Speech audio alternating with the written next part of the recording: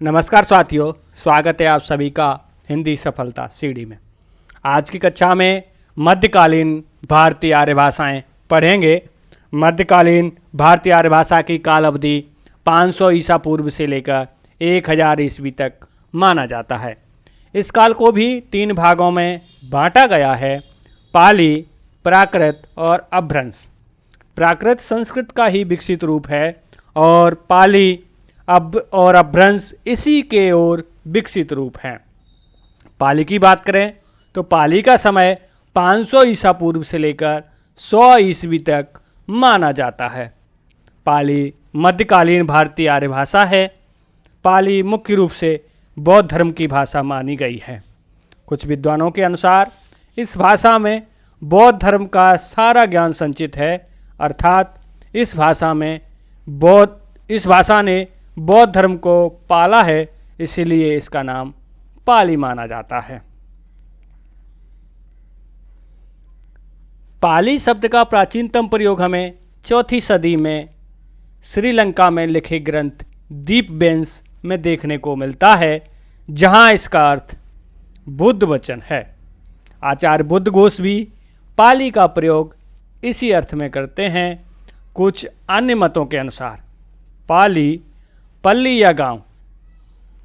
पाली जो शब्द विकसित हुआ है वो पल्ली अर्थात गांव की भाषा से माना गया है, इसीलिए इसे पाली के साथ साथ गांव की भाषा भी कहा जाता है। पाली या प्राचीन प्राकृत संस्कृत का ही विकसित रूप है। व्याकरण की दृष्टि से यह वैदिक संस्कृत की भांति अनेक रूपता रखने वाली है, परंतु वैदिक संस्कृत की तुलना में यह पर्याप्त सरल भी है और यह प्राकृत का आरंभिक रूप भी है। पाली की यहाँ कुछ विशेषता हैं। पाली में 2 नए हास्य स्वर देखने को मिलते हैं, ए तथा औ। वैदिक संस्कृत में आई तथा औ को पाली में ए तथा ओ हो गए हैं। पाली में केवल 3 संधि ही देखने को मिलती हैं: स्वर संधि, व्यंजन संधि और अनुस्वार संधि।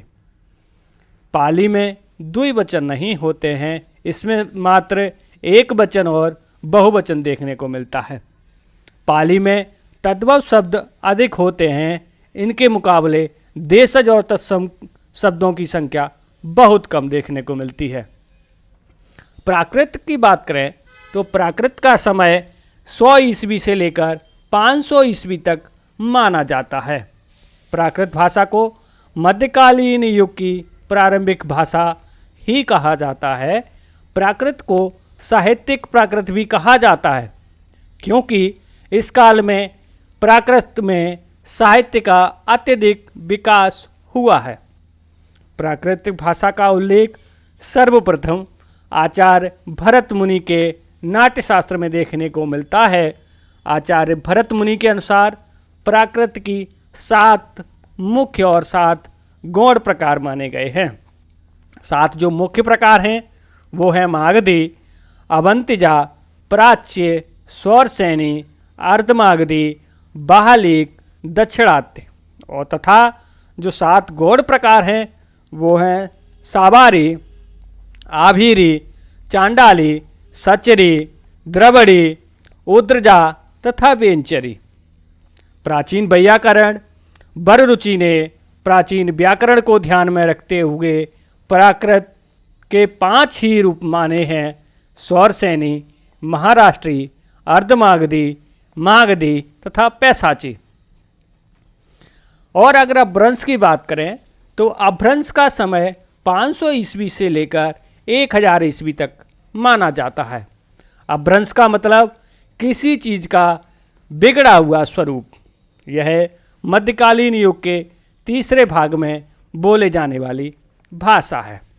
अभ्रंश की उत्पत्ति प्राकृत से होती है और इसे प्राकृत तथा आधुनिक भारतीय आर्य भाषाओं के बीच की कड़ी के रूप में देखा जाता है।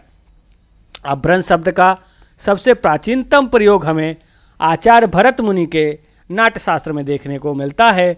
आचार्य बृहणी तथा पतंजलि के महाभाष्य में अभ्रंश का प्रयोग देखने को मिलता है।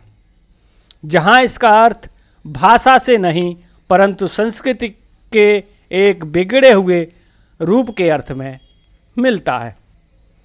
आचार्य भर्तृहरि और आचार्य भामा आज अनेक विद्वानों ने भी अपभ्रंश का प्रयोग किया है और कालिदास की रचना विक्रम वर्षोयम में अपभ्रंश के कुछ लेख मिलते हैं।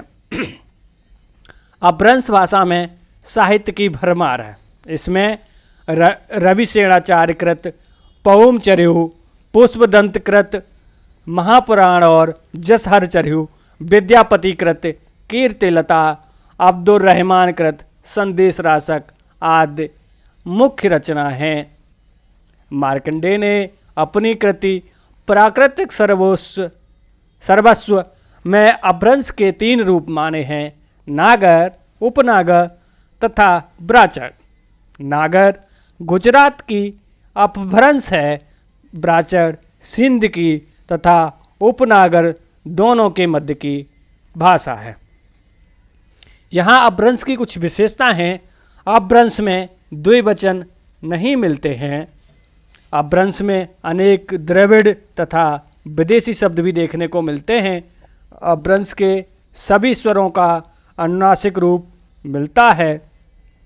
अपभ्रंश अपने मूल रूप यानी प्राकृत का ही सरल रूप है।